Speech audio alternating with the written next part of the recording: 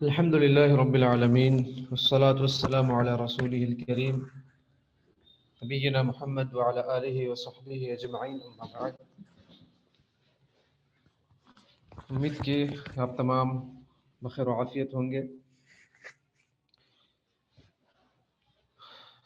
ابھی وقفے سے پہلے آپ لوگوں نے شیخ مسعود حفظہ اللہ سے درس قرآن درس فقہ لیا.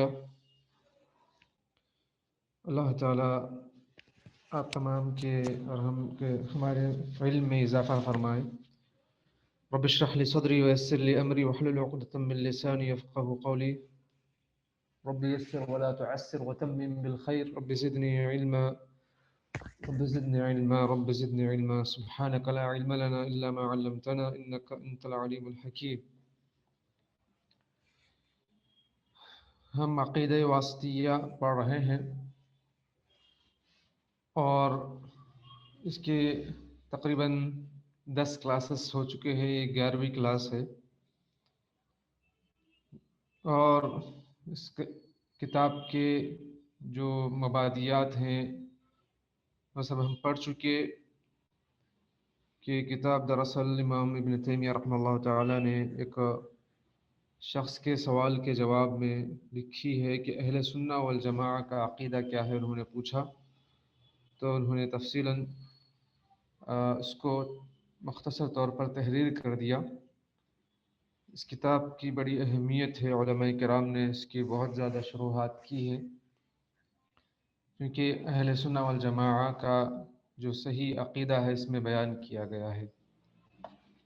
عرض کہ اہل سنہ والجماعہ ایمان لاتے ہیں اللہ پر، اللہ کے رسولوں پر، اللہ کی کتابوں پر، اللہ کے فرشتوں پر، مرنے کے بعد دوبارہ اٹھائے جانے والے دن پر، حساب و کتاب پر، اور اسی طریقے سے تقدیر پر، چاہے اچھی ہو یا بری ہو، یعنی خیر و شر پر اس کے ایمان رکھتے ہیں.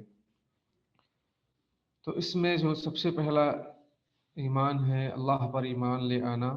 تو اس پر کیسے ہم ایمان لے آئیں، اس کی کیا تفصیلات ہیں، یہ ہم پڑھ رہے ہیں کہ اللہ تعالیٰ کی جو توحید ہے اس کی 3 قسمیں کی گئی ہیں: ربوبیت، الوہیت اور اسماء و صفات.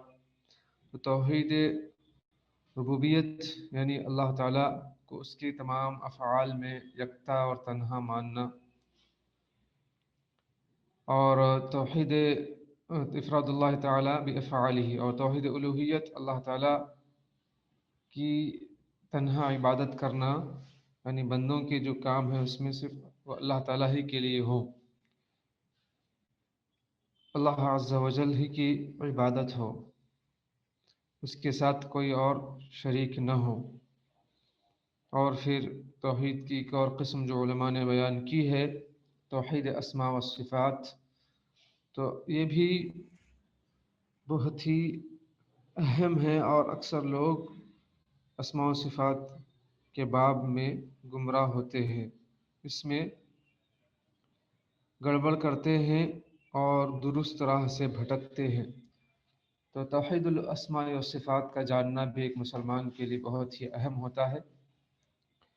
تو اس سلسلے میں بہت سے اسماء و صفات ہم پڑھ چکے ہیں، اور آج جو سوال نمبر 95 ہم پڑھنے جا رہے ہیں اس کے اندر ارادہ اور مشیت کے بیان میں کچھ سوالات اور جوابات ہیں. اثبات المشیۃ والارادۃ للہ سبحانہ وتعالی. تو یہ متن ہے. اعوذ باللہ من الشیطان الرجیم، بسم اللہ الرحمن الرحیم. امام ابن تیمیہ رحمہ اللہ تعالیٰ نے اس کو ثابت کرنے کے لیے 2-3 آیات بطور دلیل ذکر کی ہیں. وَلَوْلَا إِذْ دَخَلْتَ جَنَّتَكَ قُلْتَ مَا شَاءَ اللَّهُ لَا قُوَّةَ إِلَّا بِاللَّهِ. سورہ کہف آیت نمبر 39 ہے. اس کا ترجمہ یہ ہے کہ تو نے اپنے باغ میں جاتے وقت کیوں نہ کہا کہ اللہ کا چاہا ہونے والا ہے، کوئی طاقت نہیں مگر اللہ کی مدد سے. اور ایک آیت ہے وَلَوْ شَاءَ اللَّهُ مَا اقْتَتَلُوا وَلَكِنَّ اللَّهَ يَفْعَلُ مَا يُرِيدُ، اگر اللہ چاہے تو وہ آپس میں نہیں لڑتے، لیکن اللہ تعالیٰ جو چاہتا ہے وہ کرتا ہے۔ اور ایک مقام پر اللہ نے فرمایا أحلت لكم بهيمة الأنعام إلا ما يتلى عليكم غير محل الصيد وأنتم حرم إن الله يحكم ما يريد، کہ تمہارے لیے چوپائے حلال کر دیے گئے ہیں مگر جو تم پر تلاوت کی جا رہے ہیں وہ حرام ہیں، غیر محل الصید وانتم حرم، اور حالت احرام میں شکار نہ کریں ان جانوروں کا بھی، یہ حرام ہے۔ بے شک اللہ تعالی جو چاہتا ہے، جو ارادہ کرتا ہے اس کا حکم دیتا ہے۔ تو ان آیات کے سلسلے میں کچھ سوالات ہیں کہ سوال نمبر 95 میں درج ذیل فرامین پروردگار عالم سے آپ کیا مراد لیتے ہیں؟ یعنی اللہ عز و جل کا یہ جو فرمان ہے اس سے آپ کیا سمجھتے ہیں؟ ولولا اذ دخلت جنتك قلت ما شاء الله لا قوة الا بالله، اور اسی طرح ولو شاء الله ما اقتتلوا ولكن الله يفعل ما يريد، اور اسی طریقے سے ایک اور آیت ہے فمن يرد الله أن يهديه يشرح صدره للإسلام ومن يرد أن يضله يجعل صدره ضيقا حرجا، سورہ نعم آیت نمبر 125۔ جس شخص کو اللہ تعالیٰ راستے پر ڈالنا چاہے اس کا سینہ اسلام کے لیے کشادہ کر دیتا ہے، اور جس کو بے راہ رکھنا چاہے اس کا سینہ بہت تنگ کر دیتا ہے۔ تو ان تمام آیات سے ہماری کیا مراد ہے، ہم کیا سمجھتے ہیں؟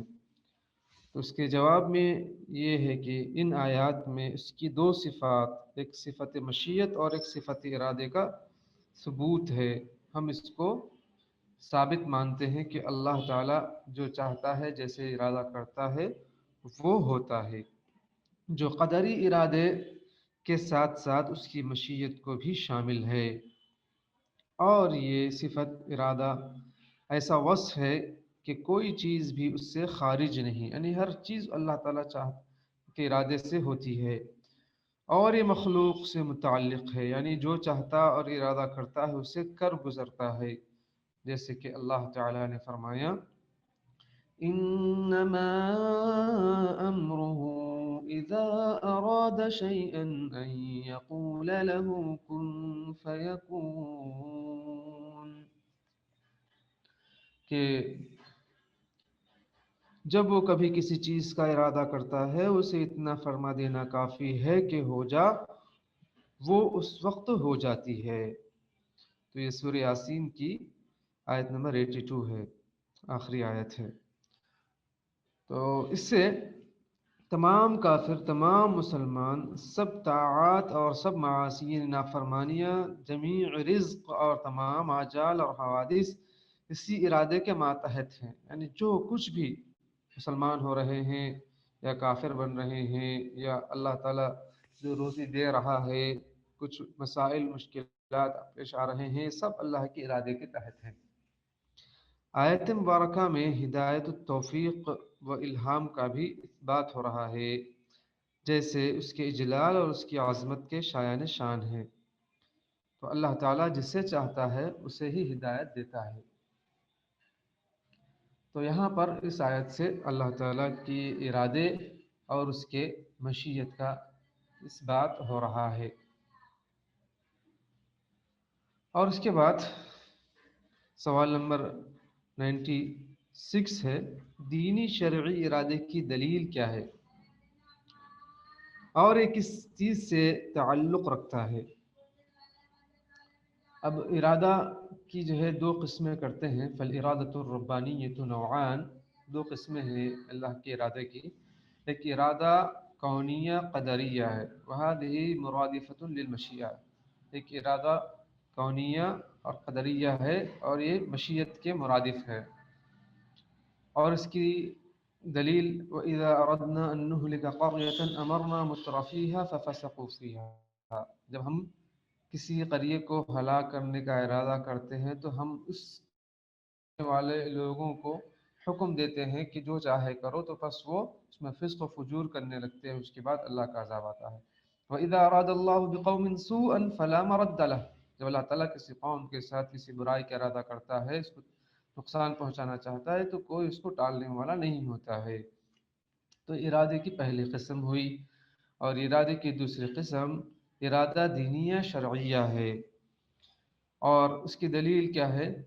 واللہ یرید ان یتوب علیکم، یعنی اللہ تعالیٰ تمہاری توبہ کو قبول کرنا چاہتا ہے، اور اللہ تعالیٰ چاہتا ہے کہ تمہیں معاف کر دے، تمہاری توبہ کو قبول کرے۔ اور اسی طریقے سے ما یرید اللہ لیجعل علیکم من حرج ولکن یرید لیطہرکم، اللہ تعالیٰ نہیں چاہتا ہے کہ تمہارے دین میں حرج ڈالے، اور لیکن وہ تمہیں پاک کرنا چاہتا ہے۔ تو یہ ارادے کی یہ قسم ہوئی۔ اب ان ارادوں کے درمیان کیا فرق ہے؟ تو الارادۃ الکونیہ قد یحبہ اللہ ویرضاہ، ارادہ کونیہ اور ارادہ قدریہ میں فرق یہ ہے کہ ارادہ کونیہ کبھی اللہ تعالیٰ چاہتا ہے، راضی ہوتا ہے، اور کبھی نہیں چاہتا ہے، ولا قد لا یحبہ اللہ ولا یرضاہ۔ لیکن والارادۃ الشرعیہ، شرعی ارادہ جو ہے، لابد انہ یحبها ویرضاها، اللہ تعالیٰ ہمیشہ اس کو چاہتا ہے، اس کو پسند کرتا ہے۔ اللہ اراد المعصیۃ کونا لا یرضاها شرعا، تو پہلے جو ارادہ کونیہ میں کبھی چاہتا ہے کبھی نہیں چاہتا ہے، اس سے مراد کیا ہے؟ اس کی مثال اللہ تعالیٰ نے برائی کرنے کا تو یعنی برائی اس سے ہونے کا تو ارادہ کیا ہے کونی اعتبار سے، تقدیری اعتبار سے، لیکن اللہ تعالیٰ شرعی اعتبار سے اس کو پسند نہیں کرتا ہے۔ والارادۃ الکونیہ دوسرا جو فرق ہے، والارادۃ الکونیہ مقصودۃ لغیرہا، ارادہ کونیہ یہ جو ہے کسی اور کے لیے مقصود ہے، کخلق ابلیس وسائر الشرور، جیسے ابلیس کو پیدا کرنا اور پورے برائیوں کو پیدا کرنا، لتحصیل بسبب ذلك المجاہدہ والتوبہ والاستغفار، تاکہ ان کے بہکانے سے لوگ عبادت میں کوشش کرتے ہیں، گناہ کے بعد توبہ استغفار کرتے ہیں۔ والارادۃ الشرعیۃ مقصودۃ لذاتها، اور ارادہ شرعیہ اسی کا اللہ تعالیٰ ارادہ کرتا ہے، اسی کو چاہتا ہے۔ تو جیسے اللہ تعالیٰ نے اطاعت کا کونی اور شرعی اعتبار سے ارادہ کیا ہے اور اس کو پسند کرتا ہے، تو یہ ایک دوسرا فرق ہوا۔ اور تیسرا فرق ہوا الارادۃ الکونیۃ لا بد من وقوعها، اللہ تعالیٰ کا جو ارادہ کونیہ قدریہ ہے یہ ضرور واقع ہوگا، والارادۃ الشرعیۃ لا یلزم وقوعها قد تقع وقد لا تقع، اور ارادہ شرعیہ اس کا واقع ہونا لازم نہیں ہے، کبھی واقع ہوتی کبھی واقع نہیں ہوتی۔ جیسے اللہ تعالیٰ چاہتا ہے کہ بندہ نماز پڑھے، روزہ رکھے، لیکن بندے کیا کرتے ہیں؟ کبھی پڑھتے ہیں کبھی نہیں پڑھتے ہیں، تو یہ ایک فرق ہے۔ تو اس میں ایک بات یہ ضروری ہے بتانے کی کہ دو ارادے کبھی جمع ہو جاتے ہیں مخلص اور اطاعت گزار بندے کے اندر، ایک ارادہ کونیہ بھی اور ارادہ شرعیہ بھی۔ وتنفرد الارادۃ الکونیۃ فی حق العاصی، اور گنہگار کے حق میں ارادہ کونیہ ہی جو ہے جمع ہوتی ہے، اور ارادہ شرعیہ جمع نہیں ہوتی، کیونکہ وہ اطاعت نہیں کرتا ہے۔ اور ایک دوسری تنبیہ یہ ہے کہ من لم یثبت الارادتین ویفرق بینہما قد ضل، جو دو ارادوں کو، ارادہ کونی ارادہ شرعیہ کو ثابت نہ کرے اور ان کے درمیان فرق کرے تو گمراہ ہو گیا۔ جیسے جبریہ قدریہ، یہ لوگ کیا کرتے ہیں کہ ارادہ قدریہ کو نہیں مانتے ہیں، یعنی جو کچھ ہے بہرحال وہ جبری اعتبار سے ہو رہا ہے، اور یعنی بندوں کے پاس کچھ اختیار نہیں ہے، اس طرح مانتے ہیں۔ فالجبریۃ اثبت الارادۃ الکونیۃ فقط، تو جبریہ نے صرف کونی ارادے کو ثابت کیا، والقدریۃ اثبت الارادۃ الشرعیۃ فقط، اور قدریہ نے صرف شرعی ارادے کو ثابت کیا۔ لیکن اہل سنہ والجماعہ نے قدریہ شرعیہ دونوں ارادوں کو اللہ تعالیٰ نے کہ دونوں چاہت کو ثابت کیا اور ان کے درمیان فرق کیا، جو ہم ابھی پڑھے ہیں۔ تو یہاں پر ارادہ قوریہ شرعیہ کی اور کچھ تفصیل رہی۔ اب کچھ سوالات کے جوابات ہم پڑھتے ہیں کہ سوال نمبر 96 جو ہم پڑھ رہے تھے، دینی شرعی ارادے کی دلیل کیا ہے اور کس چیز سے تعلق رکھتا ہے؟ تو اللہ تعالیٰ نے اس کے جواب میں فرمایا یرید اللہ بکم اليسر ولا یرید بکم العسر، کہ اللہ تعالیٰ کا ارادہ تمہارے ساتھ آسانی کا ہے، سختی کا نہیں۔ اور ایک فرمان اقدس میں ما یرید اللہ لیجعل علیکم من حرج، اللہ تعالیٰ تم پر کسی قسم کی تنگی ڈالنا نہیں چاہتا۔ اور یہ فرمان عالی شان بھی ہے یرید اللہ ان یخفف عنکم، اللہ تعالیٰ چاہتا ہے کہ تم سے تخفیف کرے، واللہ یرید ان یتوب علیکم، اور اللہ چاہتا ہے کہ تمہاری توبہ قبول کرے۔ سورہ نساء آیت نمبر 27 میں۔ اسی طریقے سے سورہ بقرہ آیت نمبر 185 میں اللہ نے فرمایا ان اللہ یحکم ما یرید، یقیناً اللہ جو چاہے کا حکم کرتا ہے۔ تو یہ ارادہ امر سے متعلق ہے کہ اللہ بندے کو حکم دیتا ہے اور یہ چاہتا ہے کہ بندہ اس کلمے کو بجا لائے، اس کے حکم کو بجا لائے، وہ کام عملاً اور فعلاً واقع ہو یا نہ ہو، اللہ تعالیٰ ہر حال میں اسے پسند کرتا ہے۔ تو اس کا تعلق یہ ہے کہ اللہ عز و جل اس کو پسند کرتا ہے، وہ کام واقع ہو یا واقع نہ ہو۔ تو یہ ارادے شرعیہ کے دلیل ہوئی اور اس کا تعلق اس چیز سے ہے۔ اب سوال نمبر 97 میں دونوں ارادوں کے مابین فرق کیا ہے؟ بھی جو ہم پڑھے ہیں وہی جو ہے بات آ رہی ہے کہ ارادہ شرعیہ اور ارادہ کونیہ میں کیا فرق ہے۔ جواب میں اس کا جواب یہ ہے کہ قدری ارادہ تو مراد کے واقع ہونے کو لازم ہے، یعنی اس کا مطلب یہ ہے کہ اللہ تعالیٰ کا کیا ہوا ارادہ لازماً پورا ہوگا، جیسے کہ بات گزری ہے۔ اور دوسرا فرق یہ ہے کہ قدری ارادہ تمام حوادث و آفات کو شامل ہے، یعنی جو بھی حادثے ہو رہے ہیں، زلزلے آتے ہیں، طوفان آتے ہیں، لوگ مرتے ہیں، جو کچھ بھی ہوتا ہے اللہ تعالیٰ کے ارادے سے ہی ہوتا ہے، تو اس کا تعلق قدری ارادے سے ہے، یہ ہونا لازمی ہے۔ اور تیسری بات یہ ہے کہ لازمی نہیں کہ شرعی ارادے سے متعلقہ مراد ضرور واقع ہو، مگر یہ اس کے ساتھ پہلا ارادہ بھی شامل ہو، یعنی کونی قدری ارادہ۔ تو جیسے بات ہوئی اس سے پہلے اس کی بھی کہ ایک مطیع فرما بردار آدمی کے حق میں دونوں ارادے ہی اکٹھا ہو جاتے ہیں، جبکہ گنہگار اور نافرمان بندی کے حق میں صرف قدری ارادہ ہی رہتا ہے۔ سوال نمبر 98 میں کہ دونوں ارادوں کے درمیان عموم و خصوص کا تعلق واضح کریں۔ اب شرعی ارادہ اور قدری ارادہ جو اللہ تعالیٰ جو چاہتا ہے، تو ایک تقدیر کے اعتبار سے جو کائنات میں اللہ تعالیٰ نے جو چیزیں جو اسباب رکھ دیے ہیں، تو جو اللہ تعالیٰ کے حکم کے تحت چل رہے ہیں، اللہ کے ارادے کے تحت، اور جیسے زمین و آسمان کا پیدا ہونا، سورج چاند کا نکلنا، سمندروں کا آگ کا جلانا، اور یہ تمام چیزیں اللہ تعالیٰ کے جو حکم سے ہو رہی ہیں، حوادث کا آنا جانا، تو یہ کونی قدری اعتبار سے اس کا تعلق ہے، اور شرعی اعتبار سے اللہ تعالیٰ کا چاہنا کہ بندہ اللہ کا مطیع فرما بردار بنے اور نمازی پرہیزگار بنے، جنتی بنے، اور توبہ استغفار کرتا رہے، اللہ کی عبادت میں لگا رہے، اللہ کی راہ میں خرچ کرے، تو یہ شرعی ارادہ ہے۔ تو اب ان دونوں کے درمیان عموم خصوص کا تعلق واضح کریں، ایک سوال ہے، تو جواب یہ ہے کہ قدری ارادہ اس جہت سے عام ہے کہ اس کا تعلق ہر اس چیز کے ساتھ ہے جسے اللہ تعالیٰ پسند اور محبوب نہیں رکھتا، مثلا کفر پر بھی مبنی کام اللہ تعالیٰ ہی کے ارادے سے، قدری ارادے سے ہوتے ہیں، اور اس جہت سے خاص ہے کہ اس کا کافر کے ایمان اور فاسق کی اطاعت سے کوئی تعلق نہیں ہے۔ اور دینی شرعی ارادہ اس جہت سے عام ہے کہ اس کا تعلق ہر مأمور حکم کے ساتھ ہے، خواہ وہ واقع ہو یا نہ ہو، یعنی اللہ تعالیٰ نے حکم دیا ہے نماز پڑھو، روزہ رکھو، زکوٰۃ دو، اللہ تعالیٰ اچھا کام، اللہ تعالیٰ آسانی پیدا کرنا چاہتا ہے، مشکل میں ڈالنا نہیں چاہتا ہے، تو اس حکم کے ساتھ اس کا تعلق ہے جو اللہ تعالیٰ جس کام کو چاہتا ہے، اب وہ اللہ کے چاہت کے مطابق کبھی واقع ہوتا ہے، کبھی واقع نہیں ہوتا ہے، اور اس جہت سے خاص ہے کہ ارادہ کونی قدری بعض اوقات غیر معمور ہی ہوتا ہے۔ بہرحال یہ کچھ باریکیاں ہیں جو اس کو سمجھنا بہت ضروری ہے۔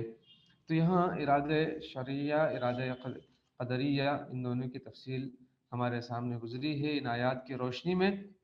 تو یہاں سے ہمیں سمجھنا یہ ہے کہ خلاصہ کلام اس کا یہ ہے کہ اللہ تعالیٰ جو چاہتا ہے وہی ہوتا ہے، اس کی مشیت سے، اس کے ارادے سے، اور کائنات میں جو کچھ بھی ہو رہا ہو، چاہے وہ زلزلے آنا، طوفان آنا اور لوگوں کا مرنا، اور اسی طریقے سے جو حالات کا رد و بدل ہونا اور مصیبتیں آنا، پریشانی آنا، سب اللہ تعالیٰ کے ارادے قدریہ سے ہو رہا ہے۔ اور اسی طریقے سے اللہ تعالیٰ نے جن کاموں کا حکم دیا، اللہ جو آسانی کرنا چاہتا ہے، نماز پڑھنے کا حکم دیا ہے، صدقہ و خیرات کرنے کا، ایک دوسرے کے ساتھ اچھے تعلقات قائم کرنے کا، تو یہ اللہ تعالیٰ کا ارادہ شرعیہ ہے، شرعی ارادہ ہے، دینی ارادہ ہے۔ اللہ تعالیٰ جو چاہتا ہے اس کو پسند بھی کرتا ہے، لیکن کبھی وہ واقع ہوتا ہے، بندے کبھی اس پر عمل کرتے ہیں اور کبھی عمل نہیں کرتے ہیں، لیکن وہ بھی اللہ تعالیٰ ہی کے ارادے کے تحت وہ کام بھی ہو رہا ہے۔ تو یہ اللہ تعالیٰ کی ایک صفت ارادہ اور صفت مشیت ہے، جس کو ہم ماننا ضروری ہے۔ لیکن اس معاملے میں قدریہ اور جبریہ یہ لوگ گمراہی کے راستے پر ہیں، یہ لوگ اس سلسلے میں اختلاف کرتے ہیں، یہ لوگ اس سلسلے میں اس بات کرتے ہیں۔ جبریہ کہتے ہیں کہ جو ہے یہ جو ارادہ کونیہ ہے وہ ثابت کرتے ہیں، ارادہ شرعیہ کو ثابت نہیں کرتے ہیں، اور قدریہ یہ کیا ہے، صرف ارادہ شرعیہ کو ثابت کرتے ہیں اور ارادہ قدریہ کو ثابت نہیں کرتے ہیں۔ تو اہل سنہ والجماعہ دونوں کو ثابت کرتے ہیں اور دونوں کے درمیان فرق بھی بتاتے ہیں۔ اس کے بعد ایک سوال، یعنی ایک دوسری صفت محبت کے بیان میں یہ کچھ اور بھی تفصیلات آ رہی ہیں۔ اللہ تعالیٰ کی ایک صفت ہے اثبات محبت اللہ ومودته لأولیائه على ما يلیق بجلالہ، کہ اللہ تعالیٰ کا اپنے اولیاء سے محبت مودت رکھنا اس کے شان کے اعتبار سے، اس کے شان کے لائق ثابت ہے۔ تو صفت محبت کا بیان سوال نمبر 99 میں ہے۔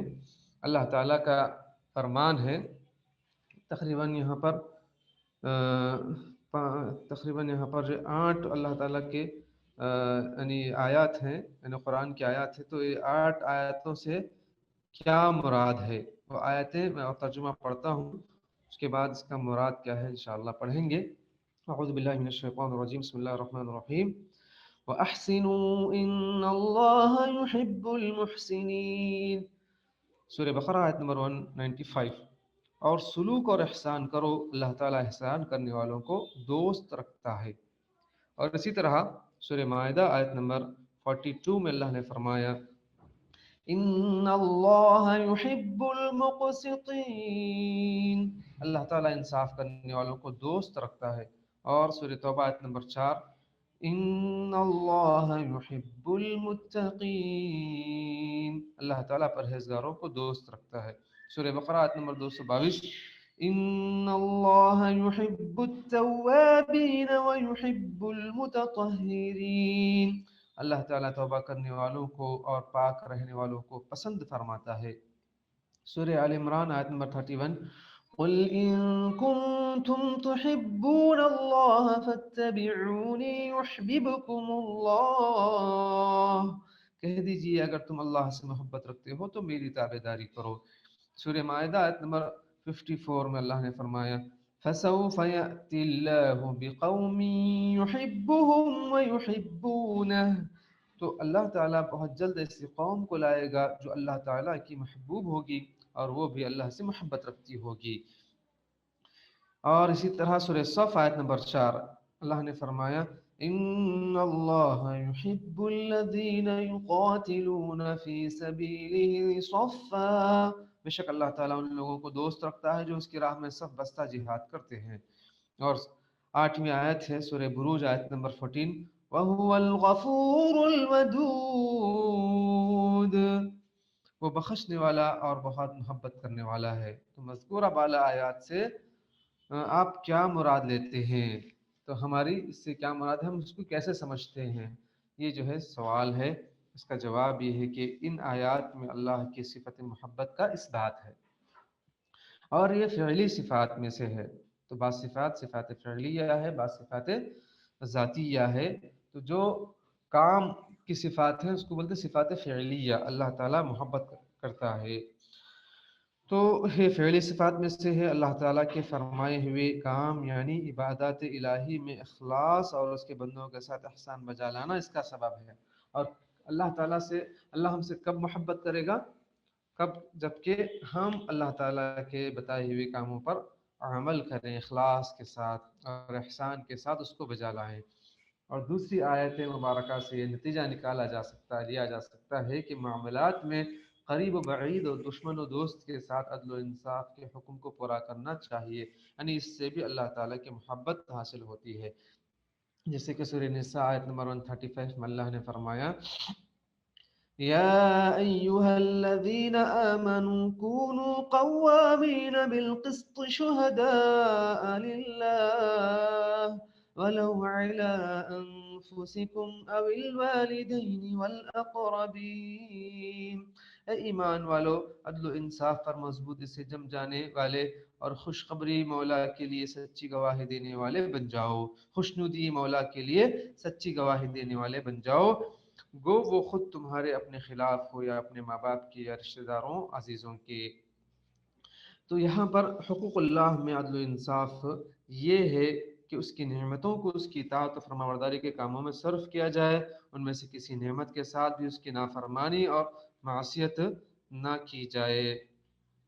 تو یہاں پر اللہ تعالیٰ کے حقوق میں عدل و انصاف کی تفصیل آ رہی تھی کہ اللہ عز و جل کے جو نعمتیں ہیں ان نعمتوں کو اس کی چاہت کے مطابق ہم استعمال کریں، اس کی نافرمانیوں میں استعمال نہ کریں، یہ بہت ہی اہم چیز ہے۔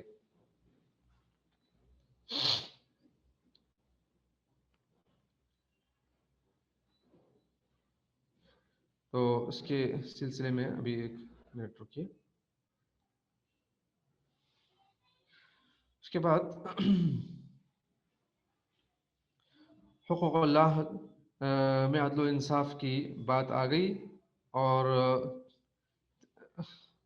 تیسری آیت مبارکہ میں اللہ عز و جل کے تقوی پر ابھارا گیا ہے اور امر الہی کو بجا لانے اور اس کی نواہی سے اجتناب کرنے کا حکم دیا گیا ہے۔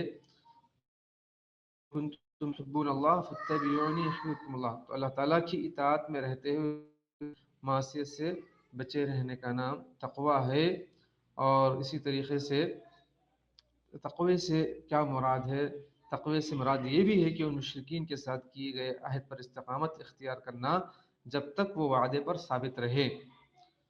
فَمَا اسْتَقَامُوا لَكُمْ فَاسْتَقِيمُوا لَهُمْ إِنَّ اللَّهَ يُحِبُّ الْمُتَّقِينَ، جب تک وہ تمہارے ساتھ استقامت کے ساتھ اپنے عہد پر پابند رہے تو تم بھی ان کے ساتھ استقامت کے ساتھ عہد پر پابند رہو، بے شک اللہ تعالیٰ سے ڈرنے والوں کو اللہ تعالیٰ محبت رکھتا ہے۔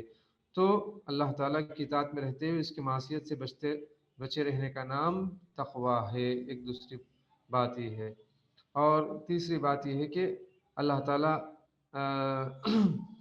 اللہ تعالیٰ کے جو بندے ہیں، چاہے وہ مشرک ہوں یا مومن ہوں، تو ان کے ساتھ جو کیے گئے عہد پر استقامت اختیار کرنا جب تک وہ وعدے پر ثابت رہیں اور اسے نہ توڑیں، یہ بھی بندے کے لیے محبت الہی کا باعث اور سبب ہے۔ یعنی اللہ تعالیٰ کی محبت ہم کیسے حاصل کر سکتے ہیں؟ وعدوں کو پورا کرنے سے۔ چوتھی آیت مبارکہ ان اللہ یحب التوابین ویحب المتطہرین، اس سے کیا مراد ہے؟ کہ اس میں گناہوں میں معاصی سے کثرت کے ساتھ توبہ کرنے کی ترغیب ہے۔ گناہ ہو جائیں تو کثرت سے اللہ سے معافی مانگو، اور اس کے ساتھ ساتھ نجاستوں اور پلیدیوں سے ظاہری طہارت حاصل کرنے کی رغبت بھی ہے۔ اس کے علاوہ گناہوں اور نافرمانیوں سے معنوی طہارت کے ساتھ پاک رہنے کی بھی ترغیب ہے، یعنی تم جس طرح ظاہری اعتبار سے پاکی اختیار کرتے اسی طریقے سے گناہ سے بچتے ہوئے، شرک بدعات خرافات سے بچتے ہوئے اپنے باطن کو بھی پاک رکھو، اور توبۃ النصوح کا اختیار کرنے کا حکم دیا گیا ہے۔ تو استغفار اور ایسا اعمال صالحہ کے بکثرت اہتمام کی یہاں پر ترغیب دی گئی ہے جو گناہوں کو مٹا دیتے ہیں۔ تو یہاں پر یہ چوتھی آیت سے یہ مراد ہے۔ اور پانچویں آیت قل ان کنتم تحبون اللہ، اس پانچویں آیت سے یہ ہے کہ جو آدمی اللہ کی محبت کا دعویٰ کرتا ہے لیکن رسول اللہ صلی اللہ علیہ وسلم کی اتباع اختیار نہیں کرتا، وہ اپنے دعوے میں سچا نہیں ہے۔ اس دعوے کی سچی اور مکمل دلیل یہ ہے کہ اتباع مصطفیٰ صلی اللہ علیہ وسلم کو اختیار کیا جائے۔ تو ان تمام آیتوں سے ہمیں یہ پتہ چلتا ہے کہ ہم اللہ کی محبت ہمیں کیسے حاصل ہوگی، تو اللہ کے رسول صلی اللہ علیہ وسلم کی اتباع سے حاصل ہوگی۔ اور اسی طریقے سے اس آیت مبارکہ میں صفت محبت کا انکار کرنے والوں اور صفت محبت کو احسان کرنے یا ثواب عطا فرمانے اور اس طرح کی دیگر باطل تعویلات کرنے والوں کی تردید بھی ہو رہی ہے۔ اور چھٹویں آیت مبارکہ جیسے فَسَوْفَ يَأْتِي اللَّهُ بِقَوْمٍ يُحِبُّهُمْ وَيُحِبُّونَهُ، تو اس میں بندے کے لیے اللہ کی محبت کا سبب مذکور ہے۔ اس آیت مبارکہ کے آخر میں مذکورہ صفات حمیدہ میں اس کا ذکر ہے، اور ساتویں آیت کریمہ میں اعلاء کلمۃ اللہ نے اللہ کے دین کی سربلندی کے لیے فی سبیل اللہ قتال و جہاد کرنے کا بیان ہے کہ ان اللہ یحب الذین یقاتلون فی سبیلہ صفا کأنہم بنیان مرصوص، اور اللہ کے رسول صلی اللہ علیہ وسلم نے فرمایا اللہ کے لیے کی راہ میں جہاد کا مقصد کیا ہونا چاہیے؟ من قاتل لتکون کلمۃ اللہ ہی العلیٰ فہو فی سبیل اللہ، جس نے اس نیت سے لڑائی کی تاکہ اللہ کا کلمہ بلند ہو جائے تو وہ فی سبیل اللہ ہے۔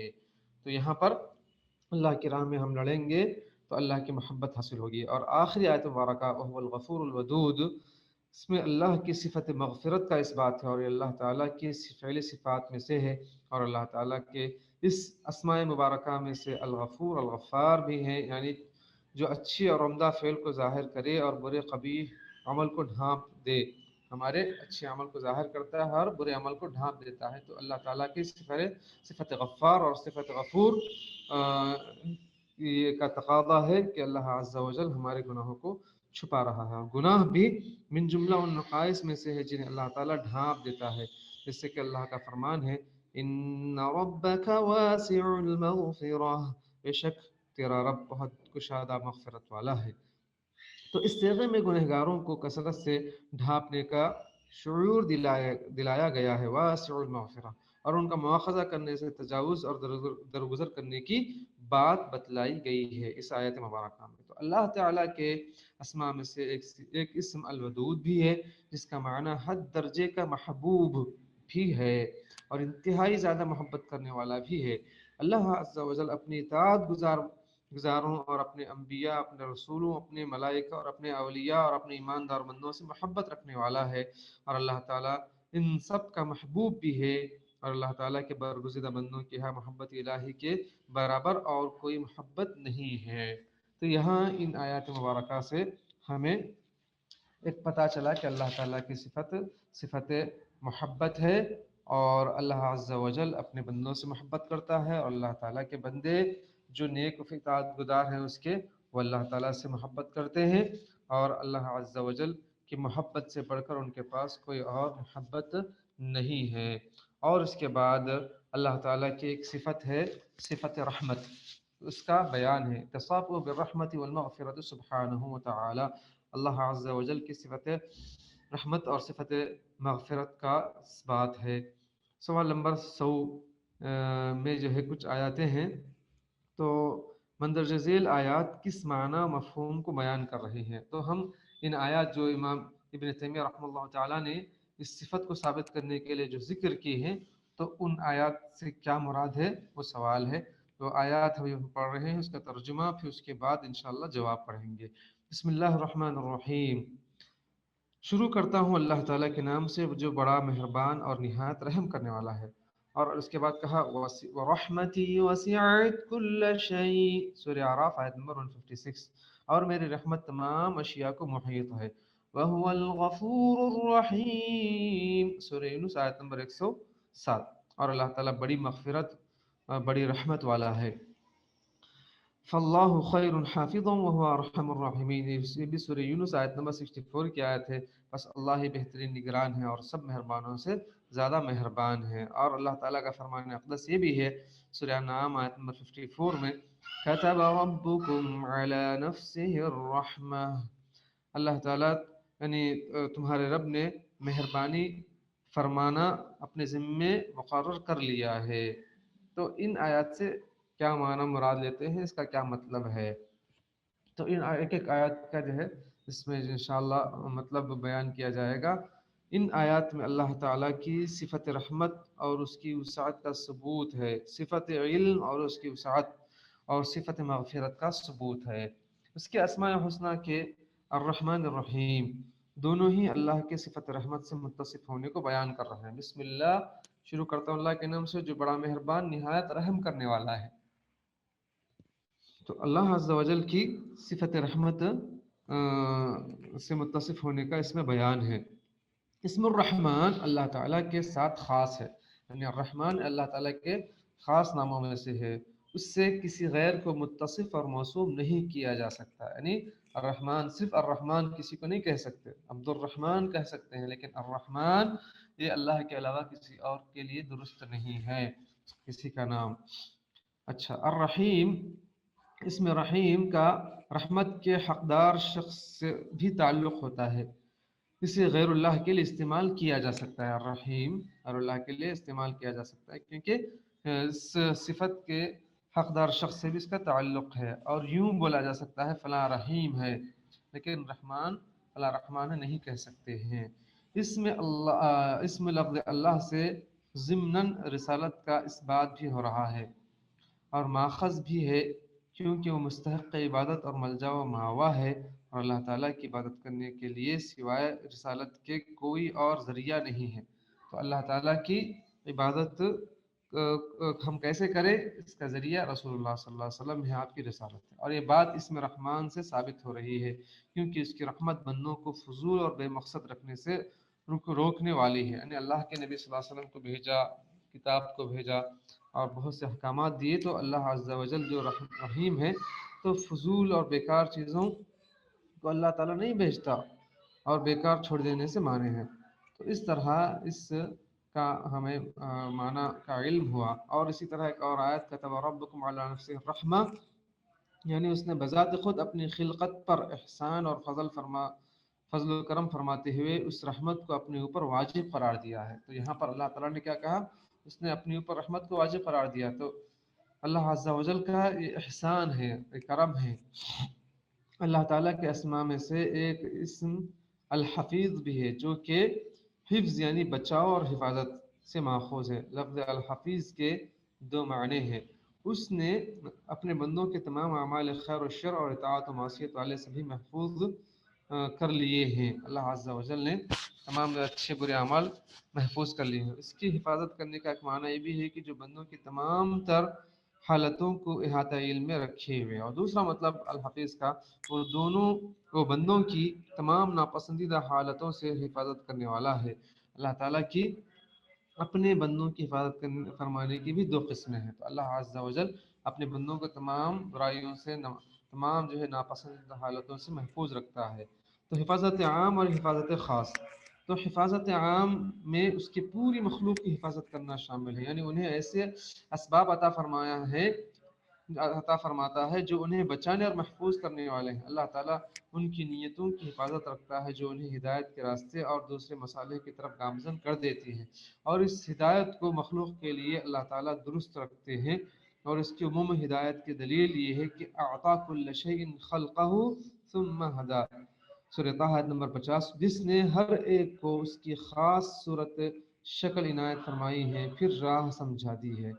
ہدایت حفاظت کی پہلی قسم ہوئی حفاظت عام، اور حفاظت خاص دوسری قسم ہے جو اس کے اولیاء کے لیے ہے، جو انہیں ایمان میں ضرر پہنچانے والے امور، فتنوں اور شہوات کے عوارض سے متزلزل ہونے سے محفوظ کر رکھتی ہے۔ تو اللہ تعالیٰ اپنے نیک بندوں کو برائی سے بچاتا ہے، محفوظ رکھتا ہے۔ اللہ کا فرمان ہے ان اللہ یدافع عن الذین آمنوا، سورہ حج آیت نمبر 38 میں اللہ نے فرمایا سن رکھو، یقیناً سچے مومنوں کے دشمنوں کو خود اللہ ہٹا دیتا ہے۔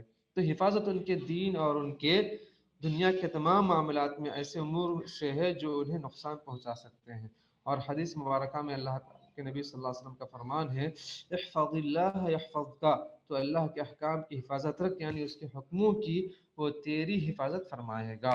تو یہاں پر اللہ کے ہم احکام کی حفاظت کریں گے، توحید، نماز، روزہ، زکوٰۃ، حج اور قرآن کریم کی، اللہ کے نبی صلی اللہ علیہ وسلم کی تعلیمات کی، اور اسی طریقے سے اللہ تعالیٰ کے شعائر کی اور اللہ عز و جل کے یعنی احکامات کی ہم حفاظت کریں گے تو پھر جو ہے اللہ تعالیٰ کی ہم حفاظت میں رہیں گے، اللہ تعالیٰ ہماری حفاظت کرے گا، ہر شر سے اللہ تعالیٰ ہمیں محفوظ رکھے گا۔